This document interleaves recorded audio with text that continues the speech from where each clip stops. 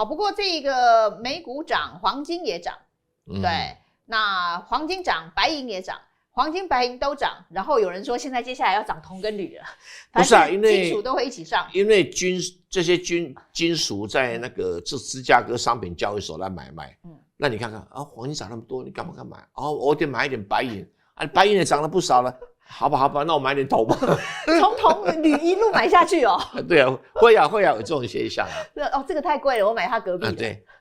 你不是有这种买股票的现象吗？这个非常的妙。那接下来还有什么其他金属要摆在一起吗？没有嘛，主要劝大家还是黄金啊，不要其他不要想太多，不要买到铝去了。不要，因为其他流动性不是很理想，那是专业投资者，不是我们一般的，还是买黄金流动性比较高。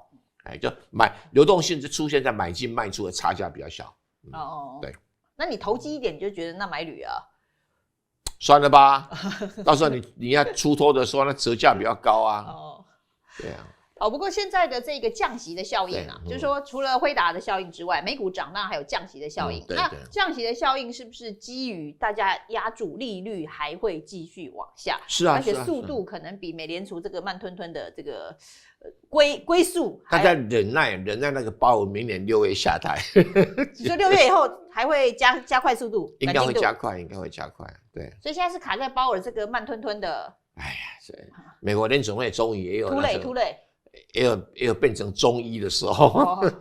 我没有污蔑中医的意思。什么是望闻问切啊，弄了好久了哈。所以你可以看到哈，基金利率预测嘛，对不对哈？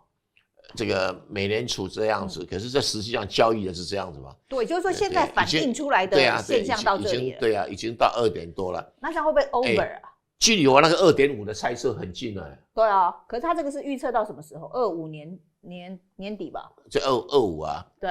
现在的价格啊。现在因为美联储，所以就是 over 预测了嘛。美联储从4点多降到从4点多嘛，从4点多现在降到3点多嘛。对。这美联储的一个预测嘛，一个预测。那实际上华尔街认为现在是在这里。对，在这里啊，对。是不是已经过度反应了？我都会猜2.5啦。你猜的是明年年中啊？是啊。他现在就觉得是2.5了。就算现在2.9给你看嘛。对啊。所以会超过吗？那通常超越，通常就会有一个反差。市场上交易没有到达2.8啦，还是3点多啦？还是3点多。那会有什么黑天鹅出现吗？有一个基金叫黑天鹅基金，说又快要出现1929年的这个崩盘效应了。祝福他。你说这个黑天鹅可能会被绞死？它会变成白天鹅。会被宰？不是，它会变成这个鹅肉，好不好？随时都有人去预测股市会崩盘，也有人预测金融会崩盘，也有人预测美元会垮台。可是因为现在不是标的有点超乎大家预期，不是吗？我跟各位讲看一个问题一定要符合一个客观、理性、科学的原则。一定要不要有个人的情感或者个人的主观的期待。比如你说会1929年崩盘，你就问说，那1929年崩盘是怎么个崩法？什么因素让它崩的？对不起，那个因素现在不存在啊。那时候是这个有效需求不见了。关税什么突然升了一个关税？不是，那个时候有效需求不见了，各国都没有赤字预算，然后财政都是保守政策，那使得税金只收进来不花出去。那虽然我们在骂川普说你收那么多关税干什么，可川普也是大方的撒国防预算。好，所以最主要有效需求不见了。那目前是大家是花的有效需求花太多了。对啊。到处你看中国大陆也在这里弄那里弄，政府建设一大堆，对不对那民间也在投资啊，对不对？所以有效需求并没有严重萎缩的情形那目前美国 GDP 大概还有将近2%吧，还可以了，1点多到2%对。那中国大陆还有5%对不对？最差也不会低于4.5啊。所以全世界的这个有效需求还存在，不像1929年美国财政赤字是正的，实在是太可怕的一件事情。它根本没有赤字然后关税一拉高，那订单没有了，工厂倒闭了股价就崩盘了。对啊。好，有效需求还在，所以不会出现1929年的崩盘。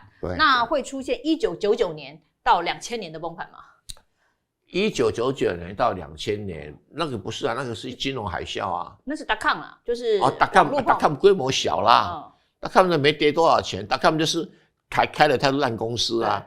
我随便开个 .com， 我已经募集资金，就都不管用啊，对不对？那一波 .com 大概倒了50%左右了吧？就倒了一半。倒一半。那这次看起来的这些公司都很正常。没有啊，这些都花大钱的你要再去搞一个辉达有那么容易吗？你看中国大陆也是那个华为这样兢兢业业、卧薪尝胆，对不对？其他人还不敢进来嘞。因为什么？搞大语言模型是一个很费力但成功利润很大的一种事业啊，对。现在在大陆都在搞那种 ASIC 嘛，那种所谓特用模型嘛，特用模型比较好弄，可是要赚大钱比较难。所以也没有到这个2000年网络泡沫化的那种现象，也没出现。现在都是实体经济啊，这是工厂啊，要抠做出晶片来的。对啊，你看那个辉达，虽然它没有工厂，对不对？它一大堆人每天都在测试，每天都在研究，每天都在画图，对不对？它是一种生产性服务业啊，对，跟那个饭馆不一样。所以那也不会出现2003年的那个就是金融海啸这件事，因为没有那个刺激房贷的问题，没有金融，只有蚂蚁金服会发生。没有，就是那种银行系统失灵就会这样子。所以现在也没有那个状况。没有那个状况，因为现在都不是发在银行这边嘛，对，那美国银行金融的很健全啦，没有钱。但唯一不健全是美国政府而已，那还好。美国政府小事，对，而且3年后就换人了，就换人。那美债在这个降息之后，好像也没有太多的反应。有稍微涨了一下，美债又涨了，正常啊。因为预期没有跟预期不符合。没有，你就1码而已啊，1码你又涨多少？它因为利息跟债市价格它的比例很稳定啊，很稳定啊，对啊。所以不会有太多的那个对落差。不会。那加密货币会在这一波里头，就是因为美股涨，然后大家都涨的时候，股市涨，然后好像唯一跌的是加密货币。不是啊，因为虚拟货币前段时间涨太凶了嘛，然后多杀多嘛，大家要强迫平仓嘛，所以是平仓的40几万人被平仓啦，就是我借钱去买比特币的，或者买这加密货币的，那大家觉得现在利息低了，所以要做金融调整，就强迫大家平仓嘛，就是你花钱来买的涨够多啦，可以缩小你的额度吧，对啊，赶快卖掉，对，卖掉就下来一点，还好啦。那有长期就是不好的趋势吗？目前没有，所以只是一个短期的技术上面的调整。你别表面上看这样好像刷下来很多，对不对哈？表面看出来。你看112还在114 2块钱而已，对，比例很低。11万4千啊，还好啦。这是11万2千，你所以差2000。你知道从哪边涨了几万呢？对不对？那差这2000小事。小事啊，对小事，对。所以长期还是看好的。没错。不是看好了，先休息一下，因为毕竟这一波的投资的风潮是往实体经济走嘛。实体经济。那暂时在旁边休息一下。对，往那个有实体的股票啊，等等啊。